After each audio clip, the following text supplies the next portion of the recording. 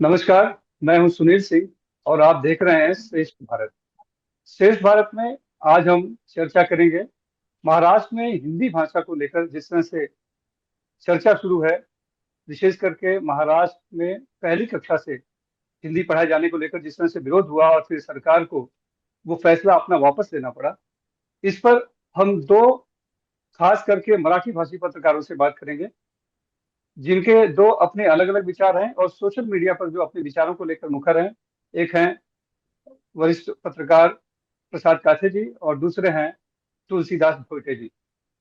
दोनों के अपने अलग अलग विचार हैं और मैं एक हिंदी भाषी हूँ और हिंदी भाषी होने के नाते मैं ये समझना चाह रहा हूँ दोनों से कि आखिर महाराष्ट्र में और पहली कक्षा से हिंदी पढ़ाई जाने का जो इतना विरोध हुआ, तीव्र विरोध हुआ, आखिर वो क्यों हुआ? वो विरोध हिंदी का है या फिर तीसरी भाषा पढ़ाए जाने का है? इस पर हम चर्चा करेंगे। तो सबसे पहले मैं लेकिन तुलसीदास भोटी जी से जानना चाहूंगा। तुलसीदास जी, आखिर ये जो विरोध है, ये हिंदी भाषा का लेकर हुआ या फिर तीसरी भाषा पहली कक्षा से पढ़ाए जाने को लेकर है, उसका है? सुनील जी, आप भी जानते हैं कि महाराष्ट्र के सभी एसएससी हो एचएससी हो जो स्टेट बोर्ड है, उनकी सभी पाठ्यक्रमों में 5वीं से हिंदी पहले से है। तो हिंदी का अगर विरोध होता तो वहां से ही होता। ये हिंदी का विरोध नहीं है, लेकिन पहली कक्षा से पहले ही महाराष्ट्र में अंग्रेजी और मातृभाषा मराठी या जो कोई और अन्य मातृभाषा होगी, उन भाषाओं का भाषाओं का शिक्षा दी जाती है। इस स्थिति में तीसरी भाषा को वो भी किसी से विचार विमर्श किए बगैर थोपना, ये विरोध पहली कक्षा से पढ़ाने का है। तीसरी भाषा को ये विरोध थोपने का है। देखिए, हिंदी की खूबसूरती क्या है। मैं तो मराठी भाषी हूं, मेरी मातृभाषा मराठी है, लेकिन मैंने मेरे पत्रकारिता के करियर की शुरुआत हिंदी से की। मैं 92 से लेकर 96-7 तक मराठी नहीं बल्कि हिंदी अखबारों के लिए काम कर रहा था। तो उस स्थिति में हिंदी को मेरा विरोध तो नहीं हो सकता। और कुछ बातें ऐसी है पारिवारिक, लेकिन वो बाद में कभी बताऊंगा, इस चर्चा में नहीं। कि हिंदी मेरे लिए अपनी भाषा है। हिंदी के प्रति मेरा अपना एक सम्मान है, मेरा अपना एक प्यार है। लेकिन जब थोपने की बात आती है तो सुनील जी, आप मुंबई कर हो, आप भी भली भांति जानते हो कि हिंदी किस तरह फैली है इस देश में।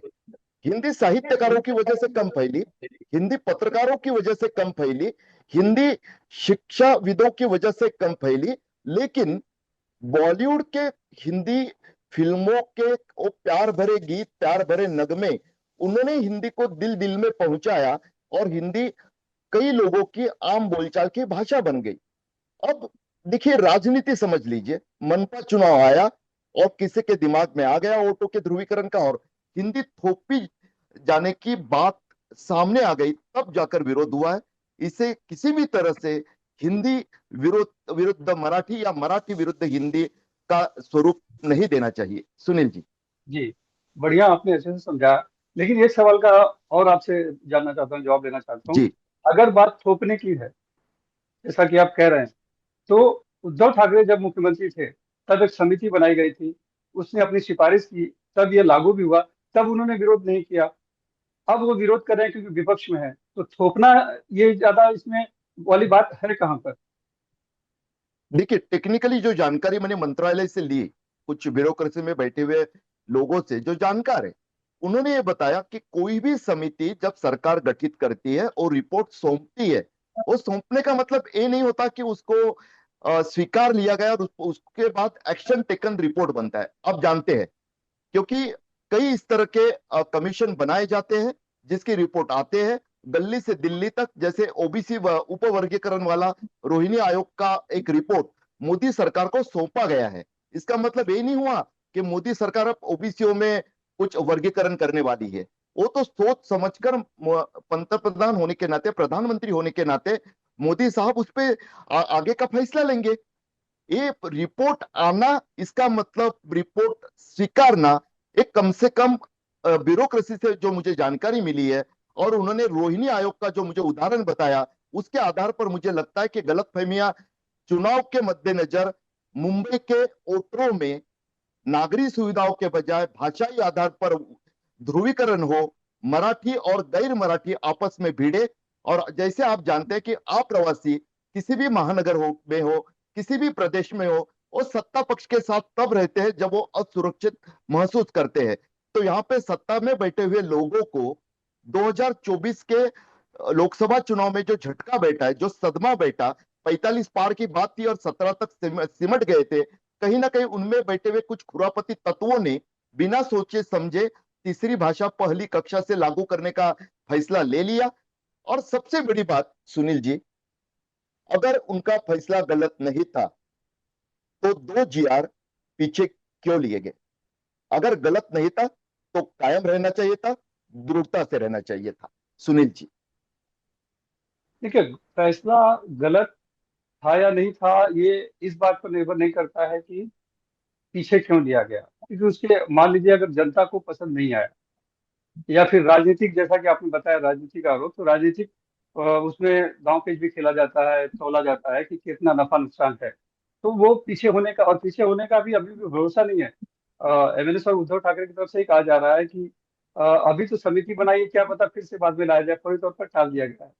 खैर, आपके अनुसार ये राजनीति है, कोई हिंदी बस विरोध नहीं सुनील जी, है। एक छोटी हाँ सी रिक्वेस्ट, जी जी, कृपया मराठी को सिर्फ ठाकरे बंधुओं तक सीमित मत रखिए। बिल्कुल। क्योंकि इस पूरे आंदोलन की शुरुआत मराठी भाषा अभ्यास केंद्र नाम के एक संगठन ने की, एक संस्था ने की, जिसके प्रमुख डॉक्टर दीपक पवार जो है, वो मुंबई यूनिवर्सिटी के पॉलिटिकल साइंस के हेड है, डिपार्टमेंट हेड है। और उनके कई साथियों ने जो शिक्षा क्षेत्र से है, ये ठाकरे बंधु बाद में आए हैं इस पूरे मामले में, कांग्रेस भी बाद में आई है। ये पूरा मामला जो भाषा संगठन है और उसके बाद साहित्यिक संगठन है, वो बाद में आगे बढ़े। इसलिए कृपया सिर्फ ठाकरे तक सीमित मत रखिए। राजनीति की बात हम लोग जरूर ठाकरे से जोड़कर करें। जी, काठा जी, आपसे जानना चाहता हूँ, जैसा कि इन्होंने कहा कि थोपी जा रही है, लेकिन हमने देखा जिस तरह से आप सोशल मीडिया पे हैं, फेसबुक पे हैं, आप चाहते हैं कि तीसरी भाषा भी पढ़ाई जानी चाहिए, ज्यादा से ज्यादा भाषाएं बच्चों को भी आनी चाहिए, मराठी बच्चों को आनी चाहिए। और एक बड़ा तंज भी आपने कसा उस पे कि तीसरी भाषा क्या, उर्दू पढ़ाओगे अगर हिंदी नहीं, तो इस तरह का एक आशय का आपका था। तो आपको भी लगता है कि क्या ये थोपा जा रहा है, या फिर जो विरोध है वो कहीं ना कहीं राजनीति सुनील जी, सबसे पहले तो इस चर्चा को शुरू करते समय आपने अपना परिचय हिंदी भाषी होने का दिया है। मुझे लगता है आपसे कमतर कोई मराठी भी नहीं होगा, आप हमारे जमाई राजा हैं। तो बेहतर है कि आप अपने आप का परिचय हिंदी भाषी होने के बजाय ज्यादा से ज्यादा महाराष्ट्र वासी दे। मुद्दे पे आते हैं, नहीं, आप कह रहे बिल्कुल हैं मैं कि हूँ क्या हिंदी भाषी, लेकिन मैं यहाँ का ही बरस बस गया हूँ, मराठी ही हो चुका हूँ, इसमें कोई शक नहीं है। जी। तो आप जहां तक बात कर रहे हैं थोपने की, हाँ, मैं इस बात को लेकर बिल्कुल आश्वस्त रहा हूं और कागजातों को देखने के बाद बहुत ही जिम्मेदारी से ये कह रहा हूं कि जो भी चीजें 16 अप्रैल और 15 जून के सरकारी आदेशों में दिखाई गई, वो 100% हिंदी थोपने जैसी ही थी। अब इसका विश्लेषण थोड़ा सा तकनीकी रूप से आपके सामने रखना होगा ताकि इस बहस को एक थोड़ा सा वजन और प्राप्त हो जाए। पहला मुद्दा क्या था? लिखा यह गया था बहुत स्पष्ट रूप से कि हिंदी तीसरी भाषा के रूप में अनिवार्य रहेगी। ये पहला विवाद का मुद्दा बना, जो 16 अप्रैल के कागज में लिखा गया था। इसे सुधार की जरूरत की गई, तो सुधार कर भी क्या लिखा गया 15 जून के कागजातों में कि बहुतायत में संभावना है कि हिंदी पहला विकल्प रहेगी। अगर आप हिंदी पसंद नहीं करते तो आप 20 छात्रों का एक समूह बनाइए और अन्य भारतीय भाषाओं के लिए आवेदन करिए, और अन्य भाषाओं के लिखने पढ़ने की व्यवस्था आपको संभवतः ऑनलाइन उपलब्ध कराई जाएगी। ये सारी की सारी बातें अव्यवहार्य है और इसमें से छिपे छिपे चोरी चोरी बहुत स्पष्ट रूप से हिंदी को महाराष्ट्र में तीसरी भाषा के रूप में लादना ही कहते हैं। ये मेरा बहुत स्पष्ट रूप से विचार और आकलन है। हाँ, अब बात अगर आती है तीसरी भाषा सीखने की, तो मैं इस बात का बहुत ही समर्थक रहूंगा, रहा हूं, और अनेक समय लोगों के लिए भी इस बात को कहता रहूंगा कि आप अधिकाधिक भाषाओं को सीखिए। मैं ये नहीं कह रहा हूं कि आप हिंदी को ही सीखिए, मैं तो ये कह रहा हूं जिनको हिंदी नहीं सीखनी है वो उर्दू सीखे, जिनको उर्दू नहीं सीखनी है वो जर्मन सीखे, जापानी सीखे, मैंडरिन सीखे, इंग्लिश सीखे। हाँ, लेकिन अगर आप मराठी को साथ में जोड़कर सीखना चाहते हैं तो वाक्य में सुधार इस बात का भी होगा कि बेहतर पहले मराठी सिखाइए, फिर जाकर आप अन्य भाषाओं को पढ़िए, सीखिए। लेकिन आप इस बात का विरोध नहीं कर सकते। जैसे अभी की बहस अब इस मुद्दे पर आगे क्या बढ़ रही है कि हम एनईपी यानी राष्ट्रीय शिक्षा धोरण 2020 को महाराष्ट्र में लागू नहीं होने देंगे। अब ये कहा जा रहा है कि हम किसी भी तरीके से महाराष्ट्र में पहली से 3 भाषाओं को नहीं सिखाएंगे। ये अब नामुमकिन है। 1968 से महाराष्ट्र में हिंदी सीखने का कानून बना हुआ है। 2020 से कानून के लिए एनईपी यानी राष्ट्रीय शिक्षा धोरण लागू हो चुका है। आप 2025 में जाग गए।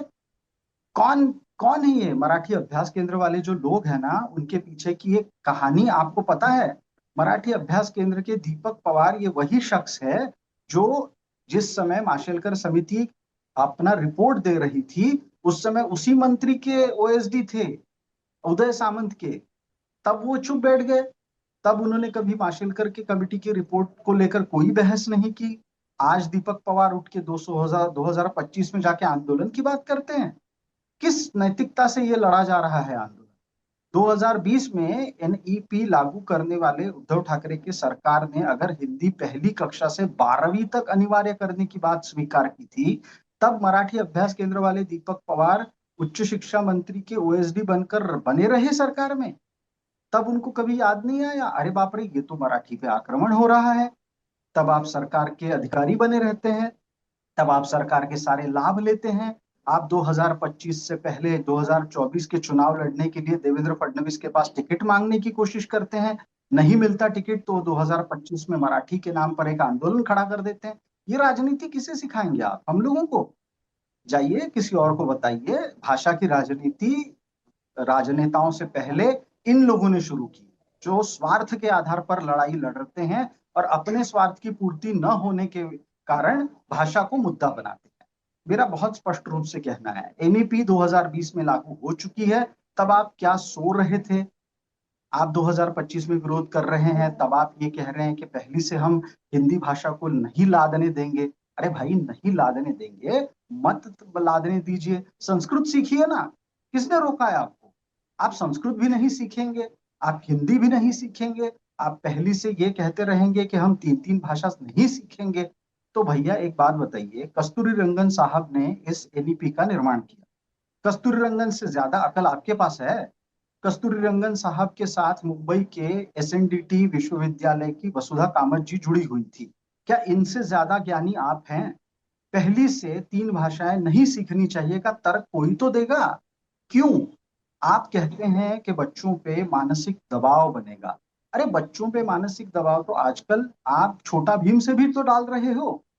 आप थोड़ी उनको कहते हो कि भैया मराठी हो तो घर में केवल मराठी बोलो, नहीं। उनकी माँ ही आजकल बच्चों को अंग्रेजी में बोलना चालना शुरू कर देती है। तो आप बच्चों पे किन किन चीजों का दबाव डालने की बात स्वीकारते हो और नकारते हो? सुनील जी। जी, तो मोहिते जी, आपने सुना कासे जी को, तो उनका आशय कहीं ना कहीं ये निकल कर आया है कि ये जो विरोध है ये तीसरी भाषा का नहीं, बल्कि कहीं ना कहीं हिंदी को लेकर है। क्योंकि जिन्होंने पहले इसको विरोध करना चाहिए था जब समय पर, जैसे दीपक पवार जी का नाम आया, तब उन्होंने नहीं किया। अब अवसर देखकर उन्होंने किया, उसका विरोध किया। और ठीक वही बात कहीं न कहीं उद्धव ठाकरे पर भी लागू हुई, जो कि मुख्यमंत्री देवेंद्र फडणवीस ने कहा था कि उस समय उन्होंने उसका विरोध नहीं किया, लागू कर दिया। लेकिन आज चूंकि विपक्ष में बैठे हैं नहीं, तो लागू वो नहीं किया। सुनील जी, वही बात है, लागू नहीं। वही मैंने बात कही कि अगर फिर मान लेते हम लोग इस बहस हाँ। में, हम तीनों हम्म, को सहमत होना होगा कि बीजेपी ने ओबीसी समुदाय में वर्गीकरण करने वाला रोहिणी आयोग स्वीकार कर लिया। ये नहीं होता है, ऐसे सिर्फ रिपोर्ट इसलिए पेश होना जी, और लागू करना में फर्क है। जी, यानी वो उन्होंने लागू नहीं किया, उसको लेकर बैठे रहे या बगल में रख दिया, जो भी है। लेकिन उनके समय ये रिपोर्ट आई थी। बहरहाल वो विषय। बिल्कुल आई, ये जी सच्चाई हाँ, है। जी बिल्कुल। लेकिन तब उन्होंने उसके खिलाफ कुछ आवाज भी नहीं उठाई, या उस पे बात भी नहीं की, बोला भी नहीं। अब बोल रहे हैं, जबकि जी काथे जी, आप पहले कुछ कहना चाहते हैं? हाँ जी, बिल्कुल। आपके एक मुद्दे को लेकर बस मैं छोटी सी बात को रखना चाहता हाँ। हूँ कि उद्धव ठाकरे अगर आज ये कह रहे हैं कि वो मराठी के समकक्ष हिंदी को नहीं लाना चाहते थे, वो हिंदी को लादना नहीं चाहते थे, तो बहुत छोटा सवाल है। तुलसीदास जी हमारे सभी के परिचित हैं। वो बार बार इस बात का तर्क दे रहे हैं कि रिपोर्ट को स्वीकार किया गया, लागू नहीं किया गया। भाई साहब, आपने जब रिपोर्ट को स्वीकार किया, उस बात को लेकर मैं एक छोटा सा उदाहरण देता हूँ। आप दोनों इस बात का अनुभव कर चुके हैं। आपको याद होगा, प्रधान कमेटी की रिपोर्ट आई थी 26/11 को लेकर। उस रिपोर्ट को तुरंत प्रभाव से अस्वीकार किया गया था। अगर उद्धव ठाकरे चाहते तो वो 1ली से 12वीं तक हिंदी पर अनिवार्य करने के प्रस्ताव को वहीं के वहीं खारिज कर देते। उस समय के महासंचालक माहिती यानी सूचना विभाग के प्रमुख ने अपने ट्वीट में कहा है कि मुख्यमंत्री इस रिपोर्ट को लागू करना चाहते हैं। फिर से झूठ बोले जाएंगे आप रिपोर्ट को ले चुके हैं, आप उसे लागू करने की बात अपने सूचना विभाग से जनता को बता चुके हैं, और अब आप कह रहे हैं कि हम तो भाई कागज ले चुके, कागज को थोड़ी लागू किया हमने। भुट्टो तो जी। रोहिणी कमीशन को भी लागू कर दिया अड़काते जी मोदी सरकार ने। नहीं, इसका भी जवाब दीजिए। हाँ, तर्क वही है, बिल्कुल क्या लागू कर बिल्कुल। दिया, ओबीसीओ में विभाजन कर दिया? उसका क्योंकि उसका मुद्दा उसका भी थी ना जवाब बिहार चुनाव में तो। बिल्कुल उसका जवाब देता हूं। उसका जवाब ये है कि रोहिणी कमीशन की रिपोर्ट को स्वीकारने के बाद क्या आपने सूचना विभाग का ये ट्वीट देखा कि प्रधानमंत्री ने कहा जी। है कि हम इसे लागू करेंगे? नहीं कहा है फिर उन्होंने। फिर यहाँ देखिए उद्धव कैबिनेट। ठाकरे हुआ जी है। जी जी, बताइए बताइए। अगर हम अपने काते जी मुद्दे बताइए। पे हम अपने मुद्दे पे सीमित रहते हैं। आते हैं, मराठी हिंदी के मुद्दे पे आते हैं। हाँ, हिंदी के जी मुद्दे पे आते हैं। लेकिन ये एक बात तो ये है कि जो भोटे जी की माने तो उनका ये मानना है कि तीसरी भाषा नहीं पढ़ाई जानी चाहिए पहली ना, कक्षा से। पहली कक्षा से, माफ हाँ, कीजिए, पहली पहली कक्षा से, कक्षा से बिल्कुल। नहीं पढ़ानी पहली चाहिए। कक्षा से, वही हाँ, मैंने मैं कहा। पांच। थोड़ा सा पॉज लिया था, जी लेकिन पहली कक्षा से मैंने जी, बोला। अच्छा। हाँ। और काथे जी का ऐसा मानना है कि तीसरी भाषा पढ़ाई जानी चाहिए, भले पहली कक्षा से, लेकिन उनकी ऐच्छिक होनी चाहिए, जो वो पढ़ना चाहे वो भाषा पढ़ाई जानी चाहिए। लेकिन यहाँ जो विरोध हुआ, क्या सिर्फ इसी बात को लेकर था कि इसके पीछे, जैसा कि आपने आरोप लगाया भोटे जी की, बीएमसी का चुनाव आ रहा है, महानगर पालिकाओं के चुनाव आ रहे हैं, तो उसको देखते हुए कहीं ना कहीं ये अब लागू किया गया। तो क्या विरोध भी ये समय देख कर ही किया गया कि ये मौका है एक मराठी अस्मिता के नाम पे, मराठी भाषा के नाम पे, मराठी लोगों को एक साथ लाने का एक अच्छा तरीका था? और ये शुरुआत कब हुई, जब पहले एक बात उभर कर आई थी कि क्या राज ठाकरे और उद्धव ठाकरे एक मंच पर आ सकते हैं महाराष्ट्र के हित में? ये कहीं ना कहीं चल रहा था, ये सब चर्चा चल रही थी, खबरें चल रही थी, और फिर एक मुद्दा मिला दोनों को एक मंच पर लाने का। तो कहीं ना कहीं ये जो है हिंदी विरोध जो है एक हम कह सकते हैं कि कॉमन फैक्टर साबित हुआ दोनों को साथ में लाने के लिए। वापस मैं पहली बार एक सुधार कर देता हूँ, हिंदी विरोध नहीं, तीसरी भाषा पहली कक्षा के मासूम बच्चों पे थोपने का विरोध। उस राजनीति को, ठीक है, दोनों तरफ देखिए। से, जैसे कि आप भी जानते हैं, आपने भी फेसबुक पे देखा होगा कि अभय मिश्रा जी वरिष्ठ पत्रकार है, उन्होंने एक पोस्ट की थी। असल में तो उसमें जो फोटो पहले इस्तेमाल हुए वहां पे हुआ ही नहीं था, क्योंकि मैं स्वयं उस कार्यक्रम में था मराठी भाषियों के। लेकिन फिर भी ठीक है, आगे जब उस पे हुआ, शिव कुमार शुक्ला नाम के एक सज्जन ने, मैं जानता नहीं हूं उनको इसलिए सज्जन ही बता रहा हूं, उन्होंने कहा कि क्या होता 5 जुलाई को मोर्चा निकलता तो मराठी भाषी आते और वड़ा पाव खाकर चले जाते।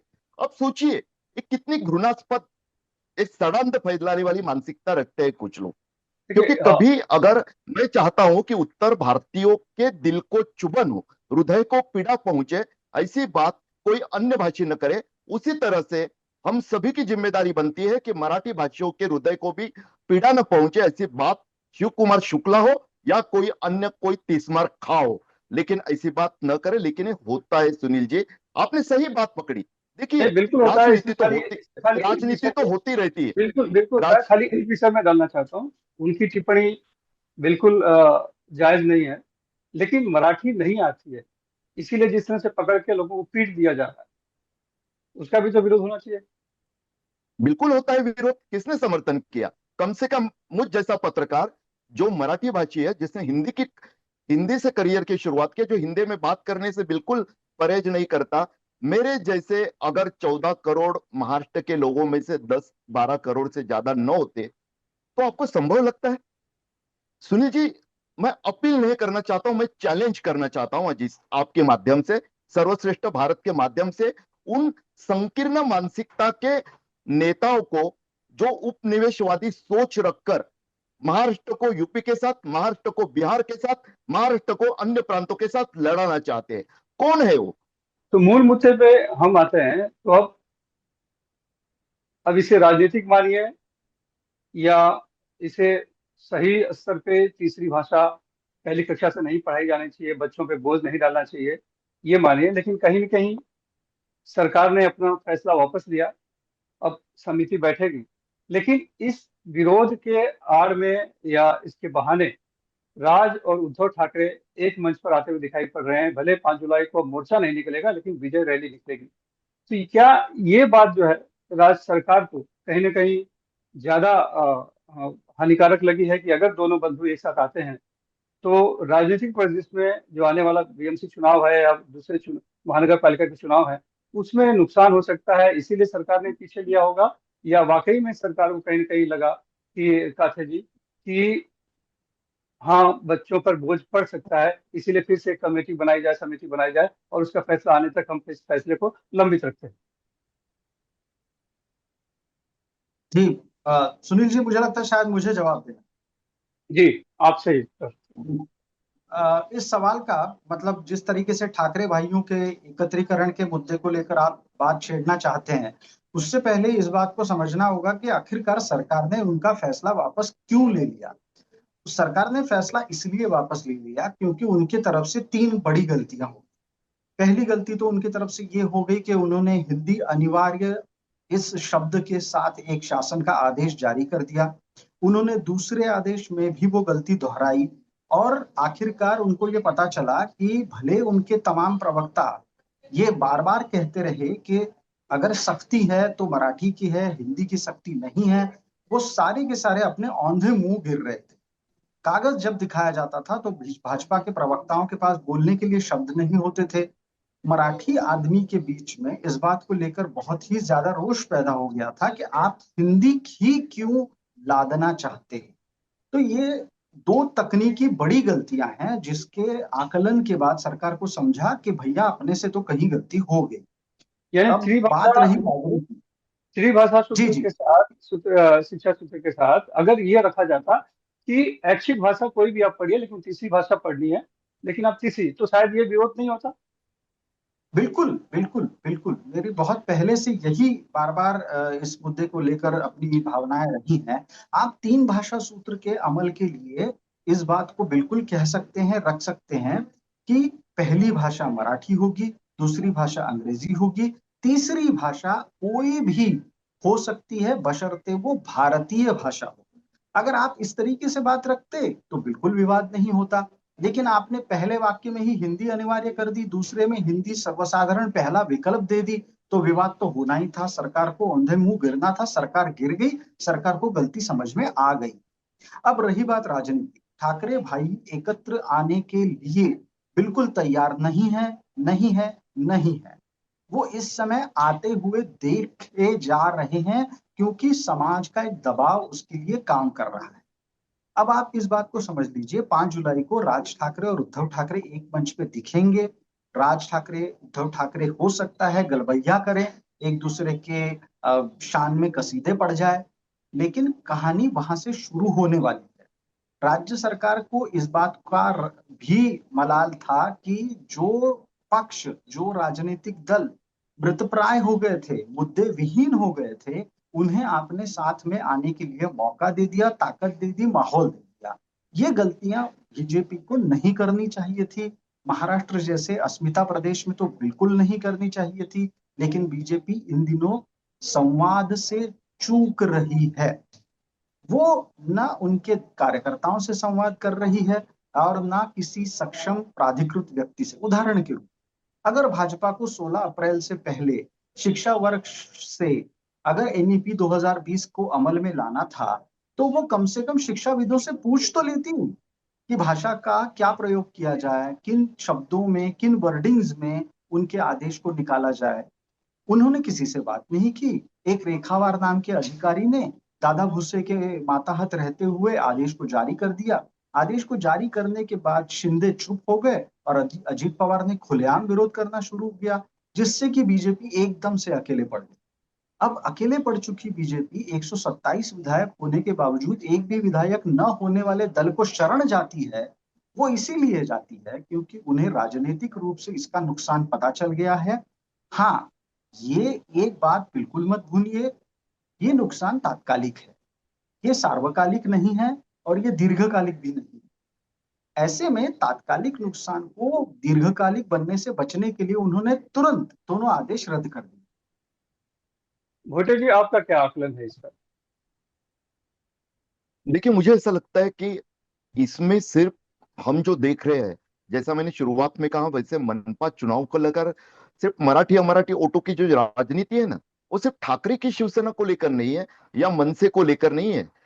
अगर हम भाजपा के रणनीति की बात करें, अभी तक का अगर आकलन करें, तो कहीं ना कहीं पिछले, जब से 23 नवंबर को महाराष्ट्र के विधानसभा के चुनाव परिणाम आए हैं, आपने बारीकी से देखा होगा कि शिंदे की शिवसेना के नेता एकनाथ शिंदे, उनके दिमाग से, दिल से अब तक ये जा नहीं रहा है कि वो सूबे के सीएम थे। अब भी उनको ये सताते रहता है। अजित दादा तो एक बार उनको ताना भी मार चुके हैं कि अब तो भूल जाइए।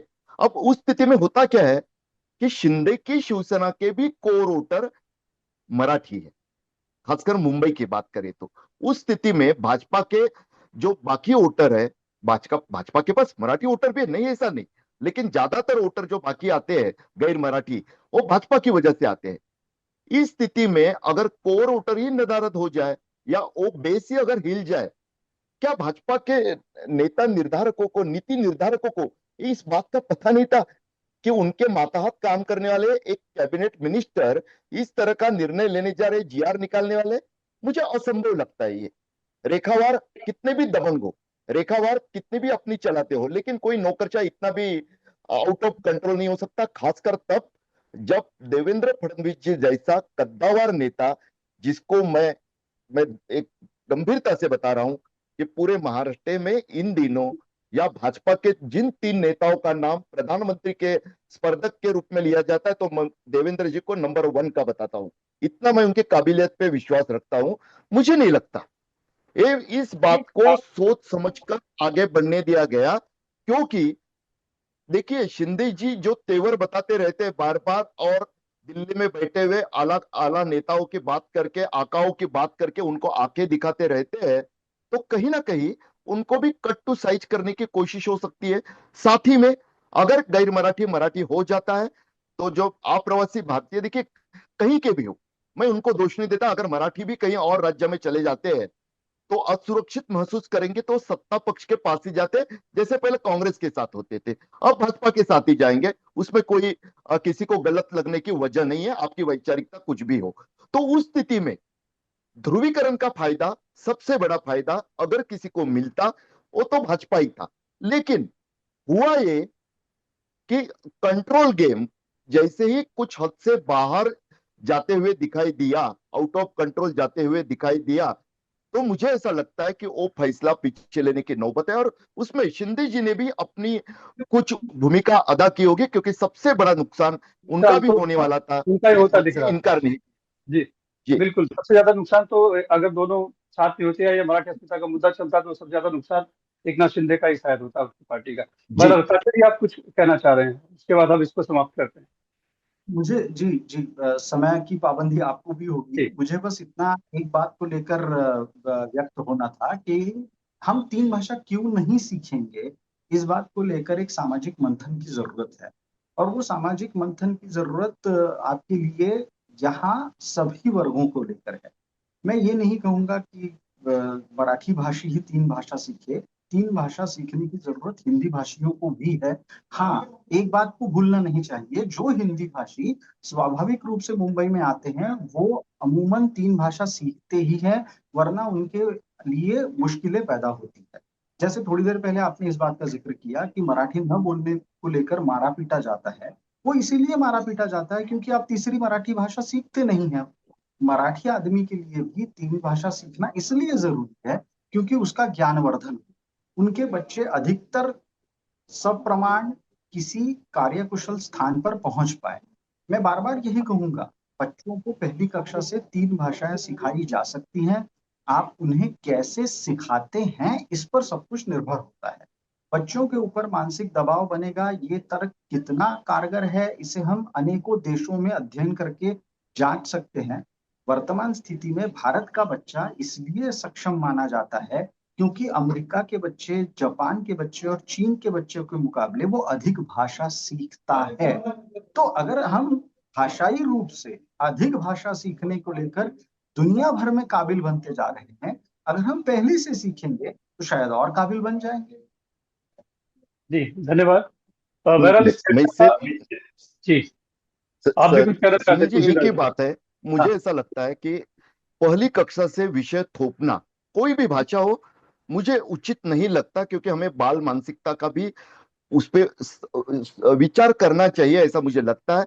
और जो प्रसाद जी ने बात कही, क्योंकि कई लोग ये मुद्दा भी बनाते हैं कि उत्तर प्रदेश और बिहार जैसे हिंदी भाषी राज्यों में 5वीं कक्षा से अन्य हिंदी के अलावा तीसरी भाषा कौन सी पढ़ाई जाती है? वो न संस्कृत होनी चाहिए, न उर्दू होनी चाहिए, क्योंकि वो दोनों संस्कृत तो पूरे देश की भाषा है, उस तरह से देव भाषा बोलते हैं। लेकिन उर्दू भी नहीं होनी चाहिए, क्योंकि वो तो उत्तर प्रदेश में पैदा हुई हमारी भारतीय भाषा है। दक्षिण भारत की किसी भाषा को उत्तर भारत के राज्यों में अनिवार्य किया जाए 5वीं कक्षा के बाद। मैं वो अत्याचार नहीं करना चाहता हूं कि आपने हमारे साथ किया तो हम आपके साथ करेंगे, बिल्कुल नहीं। हम सब एक है, शिक्षा नीति एक होनी चाहिए। तो उस तरह से 3 भाषाएं सीखना, तीसरी भाषा हमारे प्रांत से अलग की किसी अन्य, तो ही राष्ट्रीय एकता रहेगी। नहीं तो फिर तमिलनाडु से जो आवाज उठती है और कहा जाता है कि अगर हिंदी हिंदी है तो वो तमिल तमिल है, वो आपस में टकराव वाली भाषा की बात होती रहेगी और भाषा संवाद के बजाय विवाद विवाद का कारण बनती जाएगी। हमें बचना चाहिए हमारे भारत के लिए। सुनील जी। हाँ, लेकिन यहाँ पर मैं सिर्फ एक चीज कहना चाहता हूँ कि हिंदी एक पूरे देश में संपर्क भाषा के तौर पर है। और जब दो अलग अलग प्रांत के अलग अलग भाषाभाषी मिलते हैं, आपस में संवाद करते हैं, अगर वो अंग्रेजी पढ़े लिखे हैं, अंग्रेजी अच्छे से आती है, तो अमूमन अंग्रेजी बोलते हैं, वरना हिंदी में ही काम चलता है। तो इस पूरी चर्चा का लबल हुआ कहीं ना कहीं ये निकला कि जो विरोध है वह वो पहली कक्षा से तीसरी भाषा पढ़ाए जाने को लेकर है, या फिर जबरदस्ती थोपे जाने को लेकर है, न कि हिंदी का था। लेकिन एक प्रचार और संदेश इस तरह से गया है कि महाराष्ट्र में मराठियों में हिंदी के प्रति रोष है या हिंदी का विरोध है। क्या ये सही कहना होगा? एक एक सवाल है मेरे लिए, सुनील जी। हाँ, दोनों के लिए एक एक लाइन में। जी, ये प्रसाद जी जो करें विरोध बात। है। मुझे इस चर्चा से जाना होगा, तो मैं जाते जी जाते बस एक बस लाइन जी इतना कह जी दूंगा कि देखिए, भाषा का विरोध नहीं है, भाषा का विरोध होना नहीं चाहिए, और भाषा का विरोध राजनीतिक रूप से अगर कोई पैदा कर रहा है तो उसका विरोध भी होना चाहिए। सभी भाषाओं का स्वागत हो और भारतीय भाषाओं का सबसे पहले स्वागत हो। धन्यवाद सुनील। जी, धन्यवाद काशी जी। जी तुलसीदास जी जी। सुनील जी, एक ही लाइन बता देता हूं मैं कि बॉलीवुड के हिंदी फिल्मों का जो सर्किट में बात होती है कि ये मार्केट वो मार्केट, तो सबसे बड़ा मार्केट वेस्टर्न इंडिया है। वेस्टर्न इंडिया में महाराष्ट्र है। तो इस स्थिति में मुझे लगता है इस एक ही बात से पता चल जाता है कि हिंदी का मराठियों के दिल में क्या स्थान है। इसके आगे ज्यादा कुछ कहना आवश्यक है ऐसा मुझे लगता नहीं। लेकिन भाषा जितनी ज्यादा आएगी उतना ज्यादा अच्छा है, ये भी बहुत जरूरी है कि भाषाएं ज्यादा से ज्यादा आए। क्या वाकई में पहली कक्षा से तीसरी भाषा पढ़ाई जाने पर लड़कों के मन पे, बच्चों के मन पे एक बोझ पड़ता, या मराठी को कुछ नुकसान होता? ये एक सवाल तो अभी बना हुआ है, आप भी मानेंगे इस बात को? देखिए, एक जाहिर सी बात ऐसी है कि जैसे मैंने बताया कि जो बात की गई थी कि बच्चों पर बोझ ना है, इसलिए हम लोग बुक के पन्ने कम कर रहे, नोटबुक के बढ़ा रहे, और दूसरी तरफ आप एक पूरा विषय बढ़ा रहे हो। तो ये दोगली नीति राजनीति को साफ कर देती है, और कोई भी मानेगा इस बात को। देखिए, आज तक क्या ट्रेंड है, अभी पहले सीबीएसई था, बाद में अभी आईबी तक गया, अब तो ऐसी बात आ गई कि कोई बुक भी नहीं रहेंगे। 5वीं कक्षा तक ऐसे भी कुछ स्कूल है कि जहां पर बस एक असाधारण पहले से जो नई नई तरह की शिक्षा दी जाती है? आप किस ओर जा रहे हैं? आप एक तरफ तो अपने बच्चों को विदेश में भेजते हो, अपने बच्चों को चाहे जो पढ़ाई के लिए करते हो, और दूसरी तरफ जो बच्चे जिनके परिवार आपके एजुकेशन सिस्टम पे, शिक्षा प्रणाली पर निर्भर है, उनके साथ क्यों प्रयोग करते हो?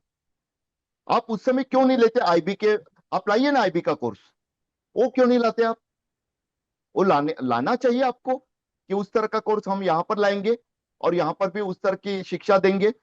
मुझे फक्र होगा अगर सरकार कुछ इस तरह का कदम उठाती है और बच्चों से बोझ हटाती है, क्योंकि देखिए, बच्चों पे बोझ नहीं है क्या? है।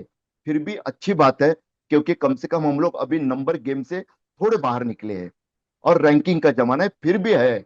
मैं स्वयं महसूस करता हूं, कई बार मुझे शर्म आती है जब उन बच्चों को इस तरह से इतनी ज्यादा पढ़ाई करते देखता हूं। हम उनको कोसते हैं। सुनील जी, जिस तरह से हमारे बचपन में या हमारे युवा अवस्था में, जब हम नव युवा थे, तब हमारे बूढ़े बुजुर्ग बताते कि हमारे हमारे समय कैसा अच्छा था और आपके समय कैसा घटिया है। कम से कम हमको वो गलती नहीं करनी चाहिए। ये बच्चे स्मार्ट जनरेशन के हैं, उनको स्मार्ट होने के लिए एआई जैसा नया सब्जेक्ट लाना चाहिए। इन बच्चों को हमें कोई और उस तरह की, जिससे उनका आगे का भविष्य सुनिश्चित हो, उस तरह के विषय पढ़ाने चाहिए। मैं तो कहता हूं 7वीं के बाद आप इतिहास भी मत पढ़ाइए। इतिहास जितना, जिसको इतिहास की रुचि है उसको 7वीं के बाद भी सिर्फ इतिहास की ओर भेज दीजिए। जिसको विज्ञान की रुचि है उसको 8वीं के बाद ही भेज दीजिए। आप बेवजह उन बच्चों के साथ जो हमने सहा है, हम पढ़ाकू बच्चे बना देते हैं, जो सिर्फ ये करते रहते हैं। अब हम उनको ज्ञान संपन्न नहीं बनाते, ये गलती हो रही है कहीं ना कहीं। ये सिर्फ भाषा का मामला नहीं, अन्य भाषाओं, अन्य विषयों का भी यही मामला होते जा रहा है। कुछ विषयों को हटाकर नए विषय लाना, ये समय के साथ बदलना है। लेकिन दुर्भाग्य से भाषाओं में उलझाकर हम बच्चों के भविष्य के साथ, इसका मतलब भारत के भविष्य के साथ खतरनाक दांव खेल रहे हैं। ये बहुत नुकसान की बात होगी। ये मैं विनम्रता से बताना चाहता हूं। मैं कोई भविष्यवेदी नहीं हूं, लेकिन पत्रकार होने के नाते समाज में जब घूमता हूं तो जो महसूस करता हूं, और जब दक्षिण की तरफ देखता हूं जहां की लिपि ही अलग है, और अब उस उधर भी जाके जब थोपने वाली बात करते हैं तो उनको लगता है कि उत्तर भारतीय उपनिवेशवादी सोच है। हमें ये प्रतिमा बनने देनी नहीं चाहिए, हमें बचना चाहिए। हमारे राष्ट्रीय नेताओं को, जो स्वयं को राष्ट्रीय नेता बताते हैं, उन सभी को इस बात का समझना चाहिए। इस बात को देखिए, हमारे मोदी जी, प्रधानमंत्री जी, जब भी दक्षिण में जाते हैं, आसाम में या ईशान्य भारत में जाते हैं, या गुजरात गुजरात तो उनका अपना गृह राज्य है, कहीं पर भी जाते हैं, मैंने उनके खूबी देखी। देखिए, उसके पीछे एक रिसर्च टीम होती है, मानता हूं मैं, लेकिन उस भाषा में वो अपने भाषण की शुरुआत करते हैं। क्यों करते हैं? क्योंकि वहां के भाषी समुदाय से उनको अपना एक कनेक्ट तैयार करना होता है। अगर मोदी जी की रिसर्च टीम ये समझती है, तो न जाने क्यों हमारे बाकी नेता ये क्यों नहीं समझते।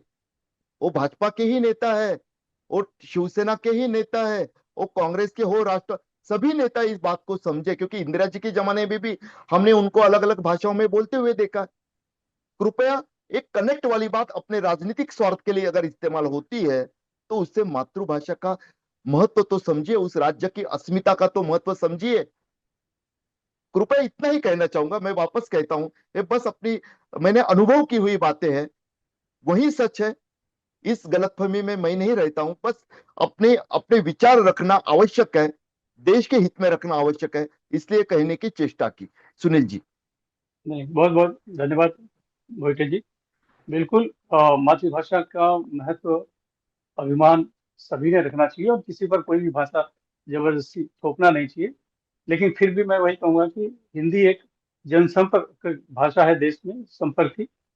तो उसको इस तरह से नहीं लेना चाहिए कि थोपी जा रही है, या फिर जिस तरह से हो सकता है नेताओं ने गलती की हो, सरकार ने गलती की हो, लेकिन इस पूरे देश में कहीं हिंदी पिस न जाए, ये इससे मैं बचना चाह रहा था, या उसी को समझना चाह रहा था कि ये आखिर हिंदी ही विरोध के केंद्र में क्यों आ जाती है। तो बहुत कुछ स्थितियां फिलहाल हमारी चर्चा से स्पष्ट हुई है। बहरहाल, बातचीत करके बहुत अच्छा लगा आपसे आज इस चर्चा पर। जी, उम्मीद है थैंक यू। कि लोगों को इस चर्चा से काफी कुछ जानकारियां मिली होंगी। अगली बार हम फिर मिलेंगे नए विषय के साथ। तब तक देखते रहिए श्रेष्ठ भारत, और आपकी चर्चा कैसी लगी ये भी फीडबैक जरूर दीजिए, और श्रेष्ठ भारत सब्सक्राइब और लाइक भी कीजिए। धन्यवाद तुलसीदास जी। जी, थैंक यू। श्रेष्ठ भारत पर खबरों से जुड़े रहने के लिए चैनल को सब्सक्राइब और लाइक करें, बेल आइकन दबाएं और देखते रहें श्रेष्ठ भारत।